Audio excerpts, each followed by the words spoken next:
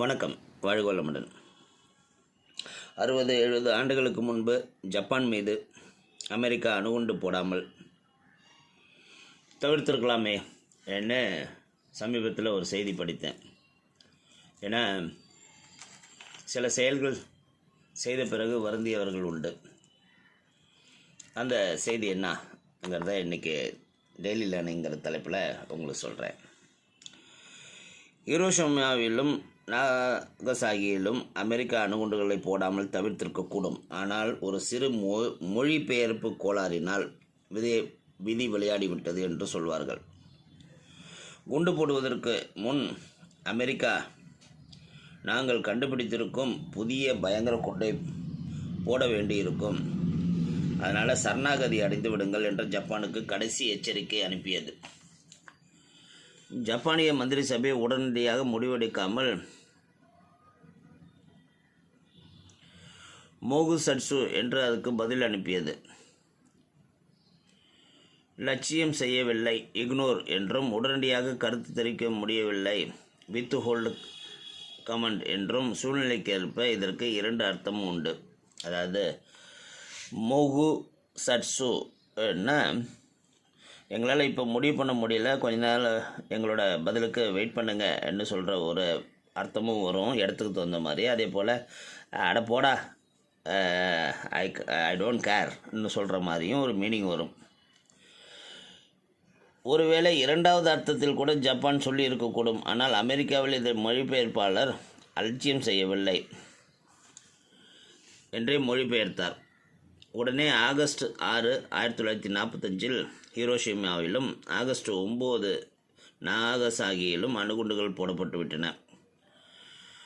குண்டு வீழ்ந்த மறுநிமிஷம் ஹிரோஷிமாவில் 1,00,000 பேரும் நாகசாகியில் 75,000 பேரும் பஸ்மமாகி போனார்கள்.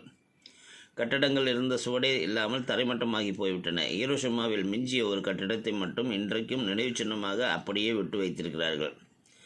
ஆகவே சில சமயம் இந்த மாதிரி அர்த்தங்கள் செய்து கொள்வதில், தப்பாக மொழிபெயர்ப்பு செய்வதிலும் ஆபத்துகள் உண்டு என்று சொல்லி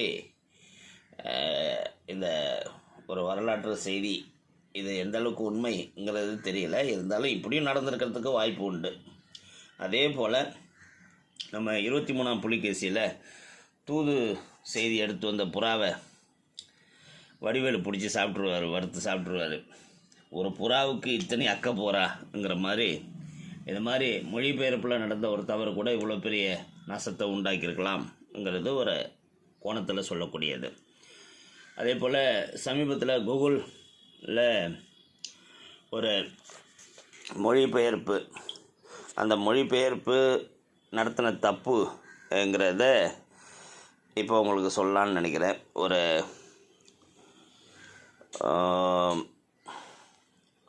கூகுளில் ஒருத்தர் ஒரு இதை ட்ரான்ஸ்லேஷன் போட்டிருக்காரு. அதை நம்ம சொல்லுவோம் இல்லையா, உழுந்த இடத்துலையே எழுந்திரிக்கணும், யார்கிட்ட தோற்றமோ அவங்களே ஜெயிக்கணும்ன்ட்டு. அந்த மாதிரி ஒரு sentence, kill them with success and bury them with smile. அதாவது நம்ம ஜெயிச்சு காமிச்சு அவனை கொல்லணும், அந்த நினைவில் ஐயோ ஜெயிச்சிட்டானே அவன் உள்ளுக்குள்ளே சாகணும். அதே போல் அவனோட அந்த சாவுக்கு சமாதிங்கிறது நம்ம அவனை பார்த்து சிரிக்கிற சிரிப்பில் இருக்கணும்ங்கிறது தான் அதோட அர்த்தம். அதை கூகுள் டிரான்ஸ்லேஷன் எப்படி பண்ணுதுன்னு பாருங்கள். அதாவது கில் தம் வித் சக்ஸஸ், அவர்களை வெற்றியுடன் கொன்று, பரிதம் வித் ஸ்மைல், புன்னகையுடன் புதைக்கவும் என்ன பண்ணுது. ஸோ அதனால் இந்த மொழிபெயர்ப்புங்கிறது ஆழ்ந்த அறிவு வேணும்.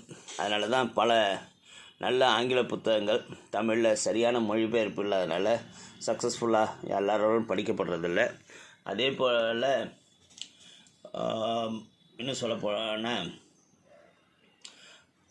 பப்பித்தான்னு ஒரு புத்தகம், அதாவது பட்டர்ஃப்ளைன்னு இங்கிலீஷில் இருக்கும், உலகளாவிய பெரிய ஹிட்டான ஒரு புக்கு. அது குமுதத்தில் அந்த காலத்தில் பட்டாம்பூச்சின்னு வந்தது. அதோட தமிழாக்கம் ரொம்ப சூப்பராக இருக்கும். ஆனால் சில கதைகளை இப்போ நம்ம பார்க்கும்போது, சில மேனேஜ்மெண்ட் புக்ஸ் எல்லாம் பார்க்கும்போது, இன்னும் சில மருத்துவ புத்தகங்களை பார்க்கும்போது அப்படியே காப்பி அடித்து வச்சுருப்பாங்க. இந்த மாதிரி டிரான்ஸ்லேஷன் ப்ராப்ளம் நிறையா இருக்கும். அதனால் நம்ம தான் சரியான கம்யூனிகேஷன் பண்ணணுங்கிறது இந்த அணுகுண்டுகளோட சம்மந்தப்பட்ட ஒரு விஷயத்தோடு சேர்த்தே நம்ம புரிஞ்சுக்கலாம். வாழ்க வளமுடன்.